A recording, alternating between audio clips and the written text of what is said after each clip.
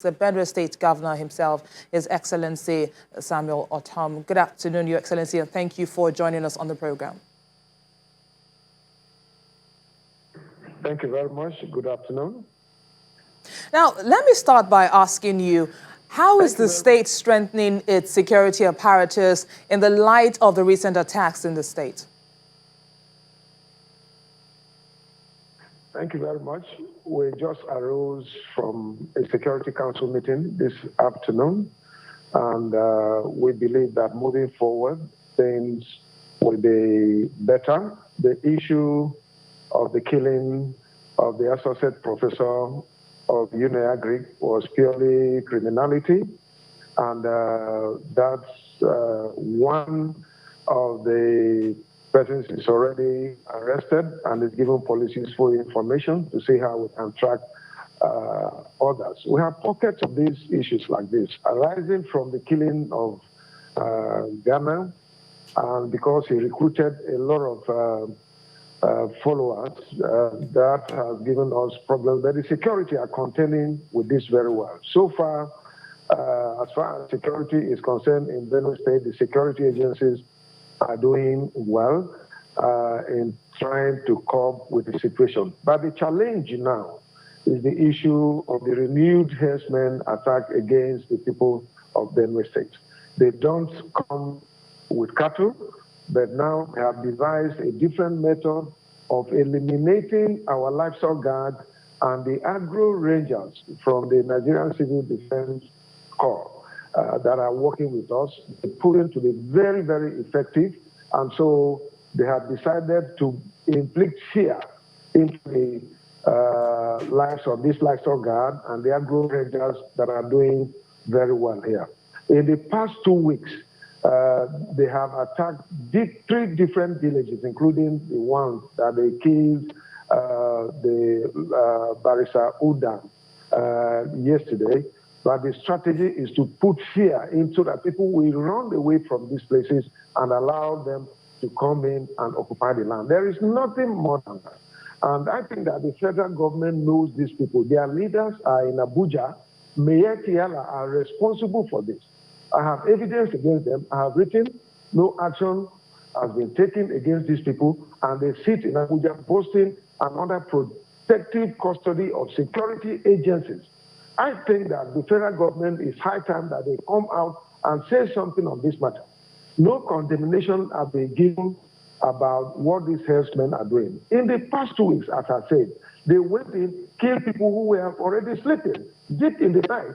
And yesterday, again, this lawyer has nothing to do with them, just that is an indigent here, and they found him to be killed. The other person they killed was an old man who is barely living his life, poverty around all the places that he's living, and he went in and was killed. It is deliberate, meant to put fear into our people's life. But what we have done, moving forward to support the security agencies, we have arranged massive recruitment of more livestock guards and more vigilante groups who will support the security agencies to give intelligence gathering, intelligence support to security agents so that we call the challenge. The strategy is they move from one place to the other. Where they did the first attack and killed the father of a livestock guard commander, the following week they moved to another village, and yesterday, even where they killed this lawyer, they went there to kill a livestock guard commander who lives around that vicinity, just that they could not locate him. So on their way back, they decided to kill the lawyer and his wife, who was pregnant. And then they went to kill this old man and inflicted injuries to more than 7 people who are in the hospital. But we have just held a Security Council meeting this afternoon, and I believe that the strategies we have put in place will go a long way in trying to curb the challenge. Your Excellency, looking at what happened in Katsina State, talking about the abduction of those schoolboys now, as a governor, what do you think can be done to avoid a recurrence of things like this? I will first of all sympathize with the parents and Katsina state governments on what took place. It is unfortunate. No reasonable leader will watch and see this kind of thing happen in his own state. I sympathize with my colleague. But moving forward, the challenge is that the security agencies in Nigeria today are overstretched.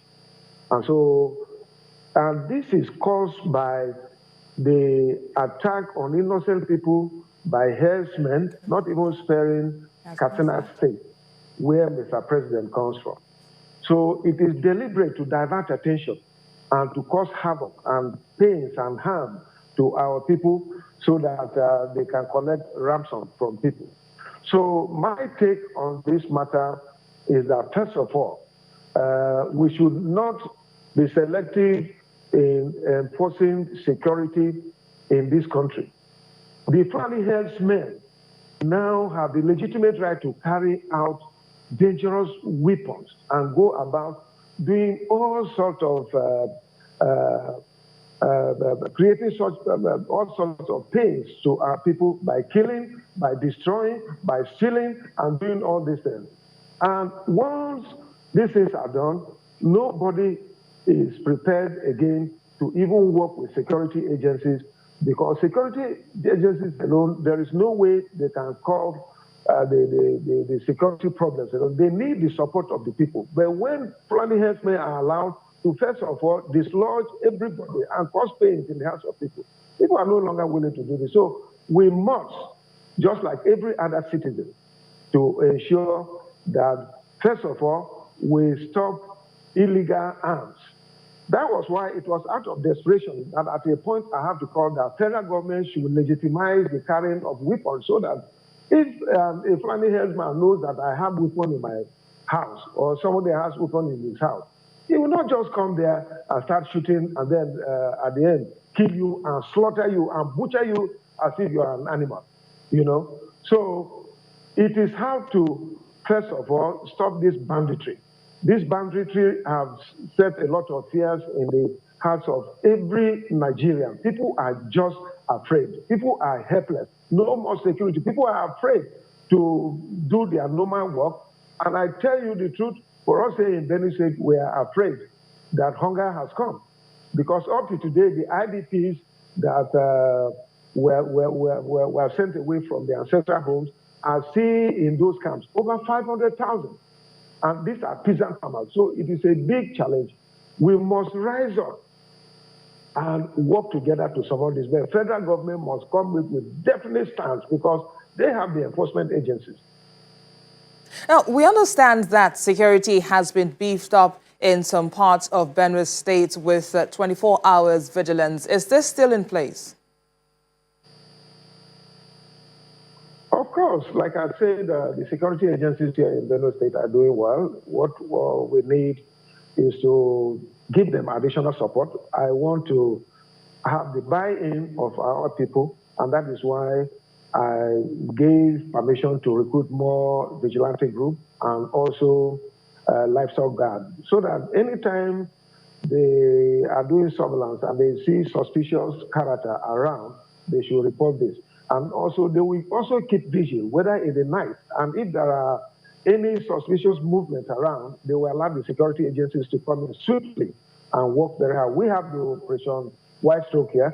The 72 Battalion are working with us. The Nigerian Police, the Civil Defense, and the SS are also working with us. It's just that when they come, it is not known to the security agencies. And it is impossible to say that you will post security agencies to be in all the communities in Benue State. They are grossly inadequate, and that is the challenge.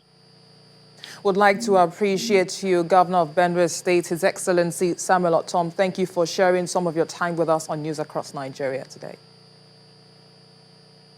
Thank you very much.